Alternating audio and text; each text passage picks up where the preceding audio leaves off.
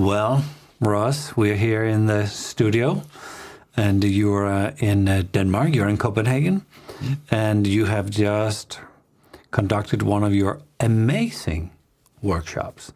And I say amazing because people are signing up for next year's workshop, not really knowing what you will be teaching about. So your appearance, the way you conduct the workshop, I would call it amazing. So thank you for doing this little interview. And I have prepared 5 questions. Okay. So anything you'd like to say just to kind of kick it off? No, just that it's always great to be here in Denmark and to work with you and the team and to see the students and how they're developing over the years. You know, it's been a place where, as you know, I always like to try new things. Yeah, we have had this agreement for 22 years that your new stuff, your new material is presented here. And I told the students of this workshop that this is totally new material. This is the first run. And you don't even know if you can kind of do everything you have prepared, or we should actually have 5 days instead of 3 days. But why is Denmark so interesting for you teaching your material? That's a really good question, Flemming. I'd say that a few things. One is that as long as I can remember, the Danish students have been very serious. They've been sincere. They've really wanted to learn it. They like the new material. Also, I just think there's a way that the Enneagram has become accepted here in Denmark. It's not such a strange thing for people to know about it. Here in this country, many people are using it in business and all kinds of things. But there are enough people who want to understand it on a deep level. And really, that's the thing for me. When I was teaching this weekend, I was really feeling how the students were not just listening, but engaged in the work and wanting to understand what it was really about. Yeah. In Denmark, we all know about a guy called Grundtvig. Mm-hmm. He's a reformer of the educational system. And he kind of introduced the lifelong learning, that equality, that the teacher is not smarter than the students, that we can kind of challenge the teacher, that being practical, voicing, having conversation is a way of learning, and that a culture can be supported and grown and developed with education and using practical languages, questions, explorations. So the whole mindset of the culture in Denmark is that we like to challenge the teacher to say, okay, you can have your opinion, but still we want to know, is it solid? What do you think about that when you meet it here? Well, again, it can be very helpful. And often when I'm teaching here, people do challenge. They ask questions. They ask provocative questions. They say, what about this? Or many times they're asking for clarifications of what I mean by something. And, that's tough enough just in English to English speakers. And while Danes generally speak English very well, I have to remember English is a second language. So sometimes clarifying what I mean by the sentences, but it challenges me to think freshly about these things too. I have to actually look at it from some different angles to address the questions that people often have. Yeah. Good. We love that you're here in Denmark, but you also do a lot of online training. It's possible to attend live, but also online. What do you prefer if you could only pick one of them? I know we have to kind of merge it and find the middle way, but what do you actually prefer by heart? Well, I don't think I would be terribly different from a lot of teachers, that when we can possibly get together in the same physical space, there are things that can happen that are difficult to do online. And so I really value an opportunity to be in the same room with my students as we had this weekend. On the other hand, I have been very pleasantly surprised at how much we can accomplish online and how it makes it possible for people who might not otherwise be able to participate to join the process. I'm very fortunate in having students from all over the world, some of them from countries pretty far from the United States and from Europe, and they can participate in these programs because they're online. So I think that's marvelous. And we're little by little learning how to make online learning more powerful, how to include experiential components, how to make sure that we maintain a certain field of attention and a certain atmosphere, even though we're not in the same room. So I've been just happy that it works out a lot better than I would have initially thought. I was a little bit suspicious, like many teachers, but and if we can get together, that's wonderful. Get it. Yeah. Get it. We've been working closely together since 2002. And so this year we celebrated like 22 years of growing together and individually. If you look like a couple of decades before we met, what would be the highlights of those 20 years before we kind of started working together? Well, if I go back 20 years before we met, then like the first half of that is before the being in the Enneagram field, and the second half is after. So obviously not so much meeting the Enneagram, but the Enneagram of personality. You know, I met Don Riso in 1988, so that was a big event. And I started working with him in 1991. I joined the Enneagram Institute in 1991. So those were big events. And it was a time, prior to that, I had been interested in these things. And in fact, I was in the Gurdjieff work and practicing meditation, learning about the centers, having the background of it. But it was, really encountering Don's book in 1987, where I started to think, there's really something to this. This is very helpful.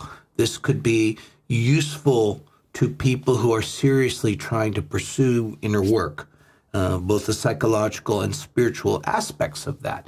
I thought the typology, if you don't take the types too far, it's a wonderful help in bridging the psychological issues with the spiritual questions, the philosophical questions that we all have. So those were big events. The publication of Wisdom of the Enneagram was a big event for me. My presentation to the world of what I had been learning and studying for so long. There were other events prior to that had more to do with, my personal life, my education, my career in the music business. But I'd say the big event from what we're talking about was this transition toward doing this kind of work as my calling.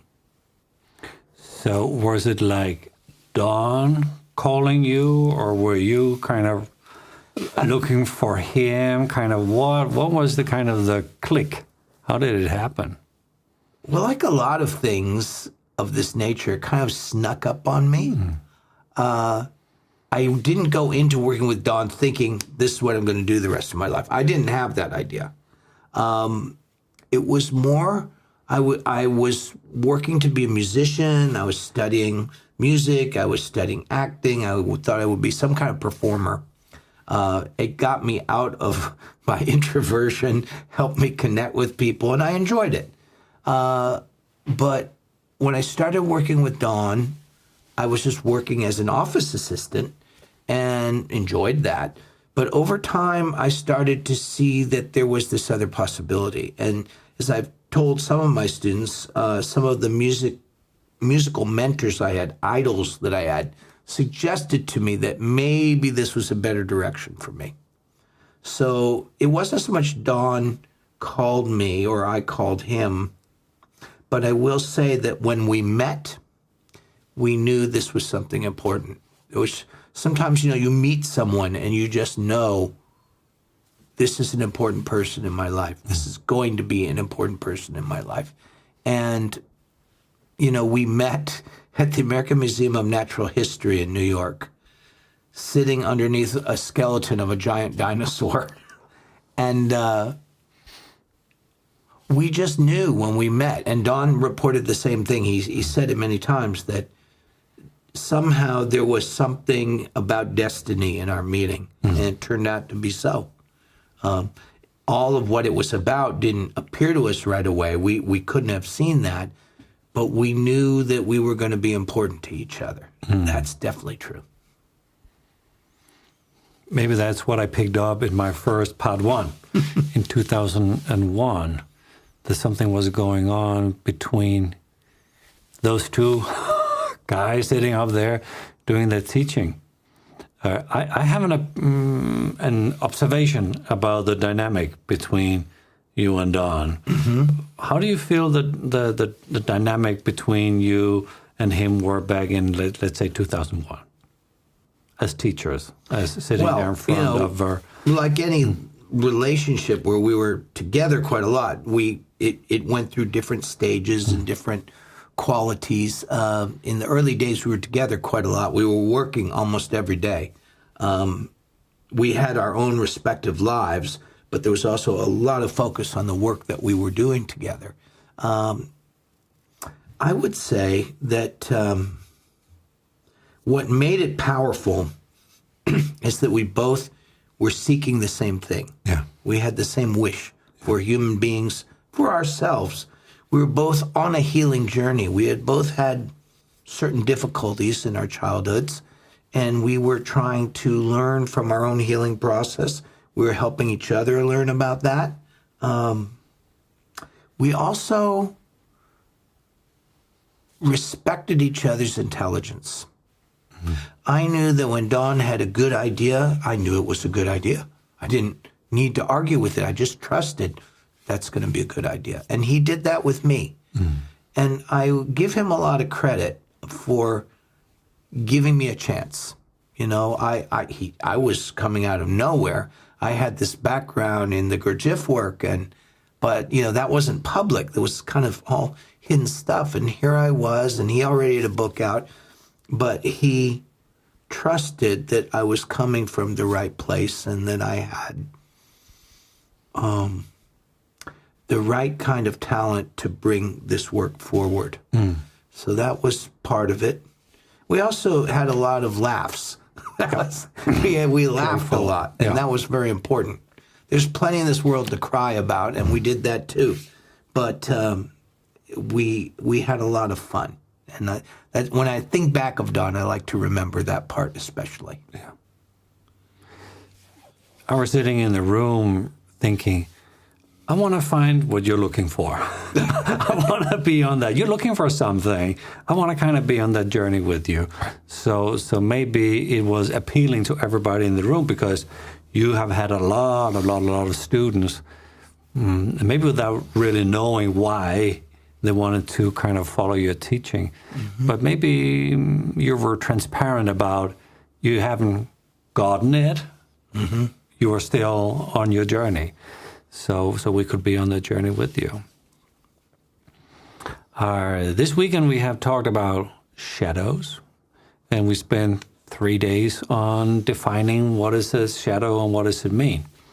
What if there exist 2 other terms that would be very useful for students of the Enneagram to understand? What should be the other terms or words? Should it be essence? Should it be practice? Should it be being real? I'm just giving a little time to think here. So if we need like a few words, like if we get those words and the whole impact of those words or terms, then things will be a little easier when we work with the Enneagram. What would that be? That's a very provocative question, and I really do have to think about it. One thing I know from teaching this for so long, any word that I use, I have to unpack it. I have to explain what I mean by that word, because when I say it, even again as an English speaker to an English speaker, I have to make sure that I'm defining what I mean by the word, because other people might understand it in a very different way. I can say a word like soul, and there's going to be 100 different interpretations of what that is. If I can say presence, and people have a different idea. I can say shadow, and people are going to have a different idea. So I would say one thing very important is the necessity of clarifying how we're using the words we're using. And that being said, I would say, use the word practice. I would say that the Enneagram is a very interesting map. But practice is getting in your car and driving to the destination. So you can look at the map all day, but you're not going to go anywhere. To go somewhere with it, you have to combine it with practice. And you can look at that in a spiritual or metaphysical context. You can look at it in a very practical context. You know, you're going to have a better day if you take some time to collect your attention. You're going to be less reactive, less anxious. You're going to have more heart and energy in your day. So you're also going to have cultivated the necessary awareness to keep track of your personality, to notice what you're up to, which is what the Enneagram is all about. I would say that also you used the word presence. I just don't really see the use of the Enneagram beyond superficial things without it being about the development of presence, without it being about accessing our deeper and more important human capacities. For me, it's about that. And the map is super interesting. There's so many fun facts, but we want them to be in service of that development of our humanity. Yeah. I had an idea that should be the basis of the new book that I'm writing, that when we kind of get around 40, things are solved. We kind of brought on the genes to the next generation. So why do we get older? Like, why is it in our DNA to even get older? And then I read some articles about that part of the gene and part of the DNA around 55, 60, 65, turn on the longing of giving back to the younger generation. So we can go crazy for our whole life, get a lot of experience, and then give it back to the younger generations. The big question is how to, because they don't want us as teachers. That's not the setting. So do you have any suggestions on how to give back or transmit or transfer or circulate maybe even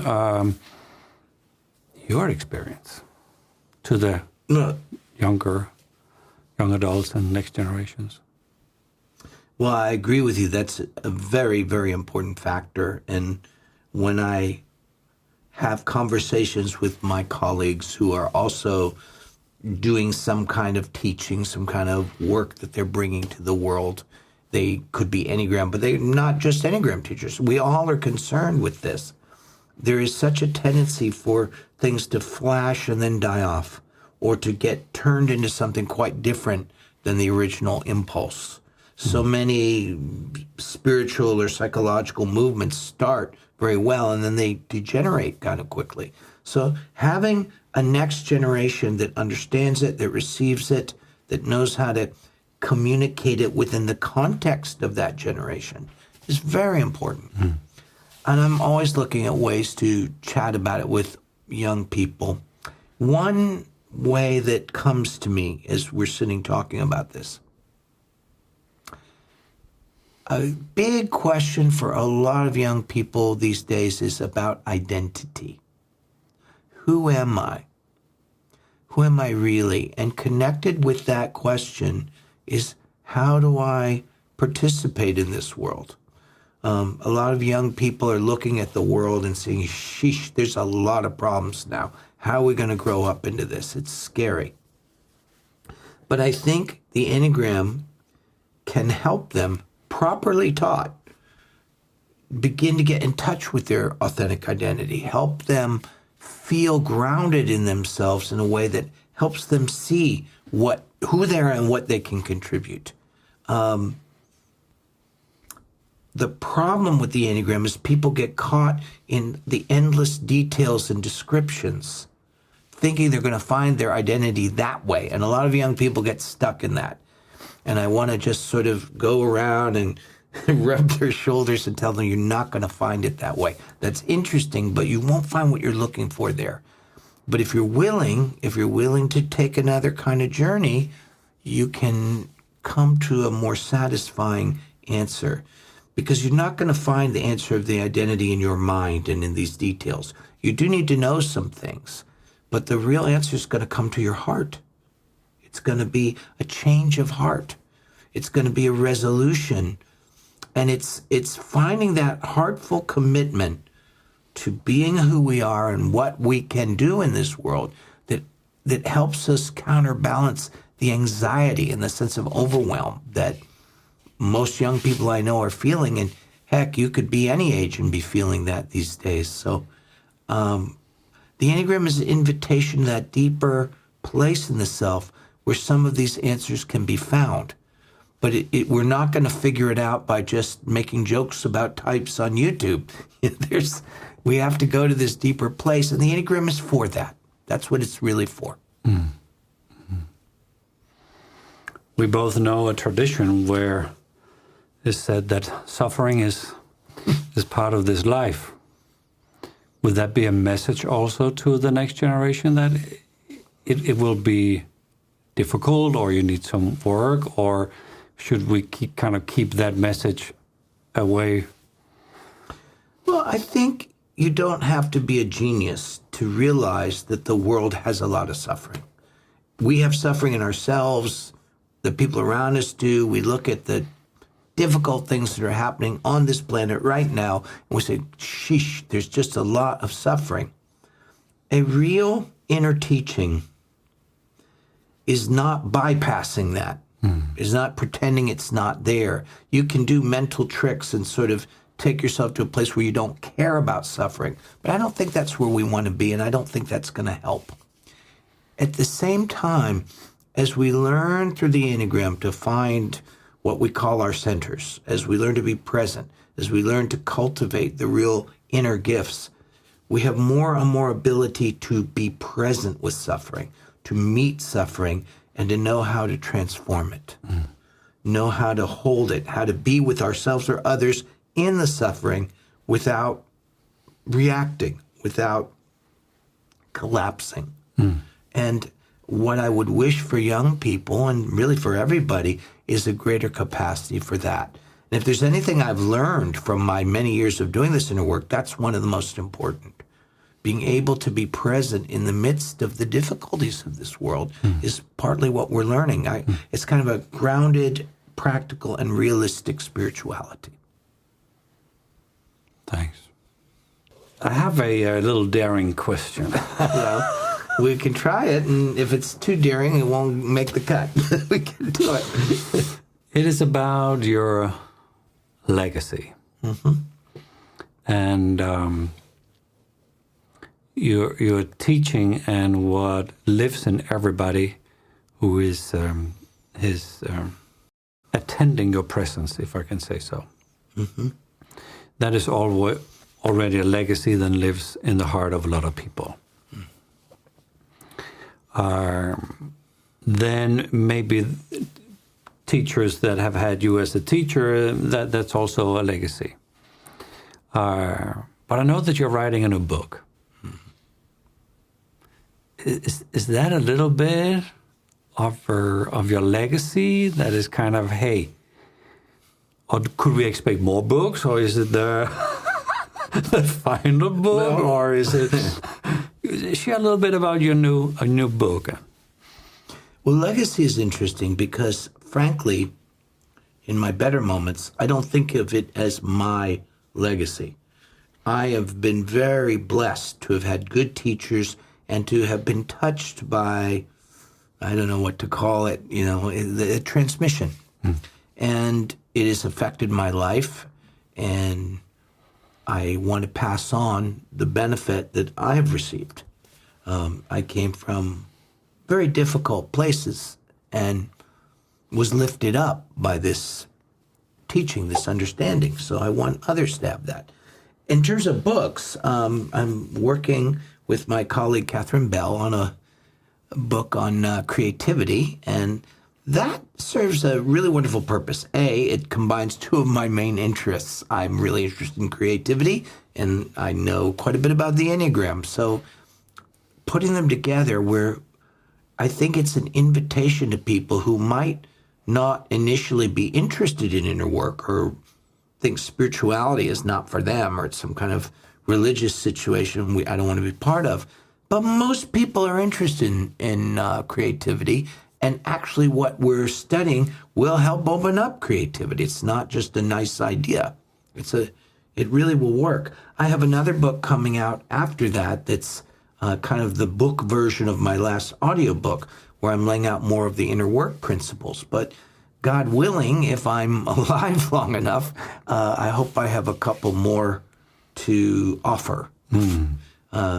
Books are certainly part of a legacy, but I think what you were touching on, having a generation of people who have been touched as I was touched, and who can share that with people, I think that's a way that this force, if you will, this movement of consciousness that so impacted me can continue to do its work in the world. I've just been a temporary vehicle for it, and lucky me. Yeah, lucky us. So we've been talking about the calling that you and Don had, under the dinosaur meeting. There was something happening, an urge to something. A lot of your students have had that kind of, I need to know more, that urge being around you. You have also had this urge of traveling around the world, and now you are here in Denmark. What is the urge, Russ, from here? What is from now? Yeah. What's that calling that keeps you moved? Well, it changes. You're right about that. I think as we continue to do the work, some of the old motivations kind of fall away. You see that they kind of helped you get to the next place, but they aren't necessarily the core of what you're about. There's, in the ancient traditions, they talk about the purification of the heart. And one way we can understand that is just that the distractions or the false goal that the heart might seek, the goals that we might have that aren't really the core, they reveal themselves as just a stepping stone, something on the way.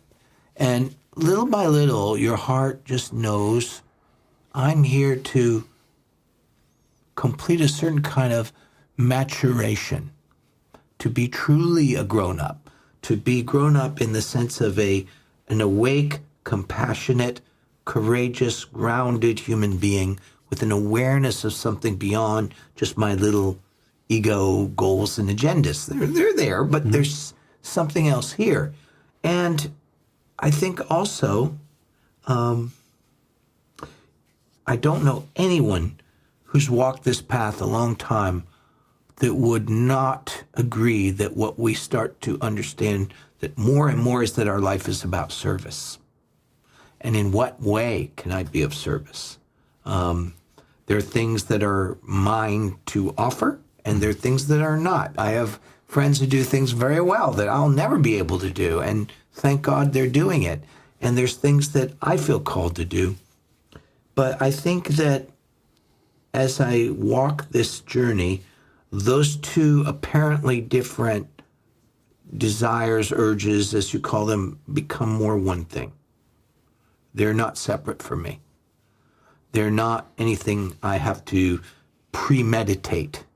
I don't have to think about those things. Just as I'm learning to be Russ fully, which is every day a fresh journey, that also opens my heart to more the sense of how I can be of service. If we should end this little interview with a wish for the future, it could be for future students, future, let's say, teachers, future communities. What could that be? I suspect that in the coming century, the world is going to change a lot. It already is. It is, if we look at how much the world has changed in the last 50 years, imagine how much it's going to change in the next 50 years. It's kind of mind-blowing. It's kind of hard to imagine. I suspect, and I believe, I feel that this work, and it isn't just the Enneagram, related work, is to help we human beings find a deeper part of ourselves, which is, in a sense, this is going to sound funny, but it's like we're cooperating with evolution and we're helping ourselves individually and collectively have the resources we need to navigate the changes ahead. When I think of, the children's generation and their children's generation, they're going to have a lot to contend with. And so my wish is that something that we've learned, some of the riches that we've collected from centuries of knowledge and work, and by that I mean both the spiritual and the scientific. I don't see them as needing to be at odds. But all of it, this is like to use the word legacy, it's a legacy that I want them to receive for their crossing into the new world. That's my wish. You often refer to Mr. Gurdjieff, talking about the wisdom of the East and the practicality of the West. Yes. Are we still there? Is that still what we need? Or is there a third force that has to be part of that? Well, I think that the third force means there has to be enough presence. There has to be enough awareness for these two different components of human nature to blend. It's a law of three issue.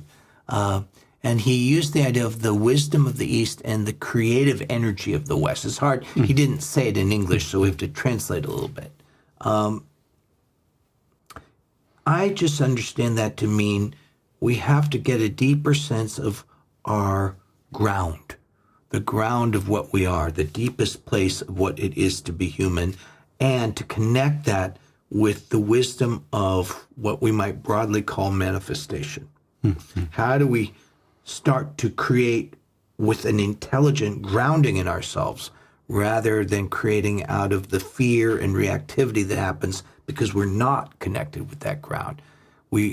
When we are connected, I think what we're going to create collectively is going to be more harmonious and helpful. And I think people understand that on the world in all sorts of different ways, feeling that urge. And little by little, I think there will be a recognition of that. One thing that encourages one of my sort of associates in New York is David Byrne, with the Talking Heads. And he has a magazine, digital magazine, is to be cheerful. And what I like about it is his team, they're going out far all over the world who have this impulse, who are seeing solutions, other creative ways of handling resources and energy and CO2 and all kinds of things. And, we don't know about all these things. Those things don't get in the news. So there really are people around the world doing these who are operating out of this impulse that you mentioned is very encouraging, gives me hope, and which I think is why he decided to do this. So, Yeah, I think that is happening. We don't explicitly understand or wouldn't necessarily define it that way. It's just kind of happening. And one final message to those who are listening to us, what would that be? Well, I assume if you're listening to us, if you're watching this, you're at least somewhat interested in the Enneagram. And my message would be, remember that it's about you. Remember that it's there to help you see not just the patterns of you, but to remind you to come back to what you are beyond those patterns. If you keep doing that every day, your life will change, and it will change for the better. Whatever happens in favor or whatever happens as challenge, that will keep growing in you, and it will change everything. So I'd say that.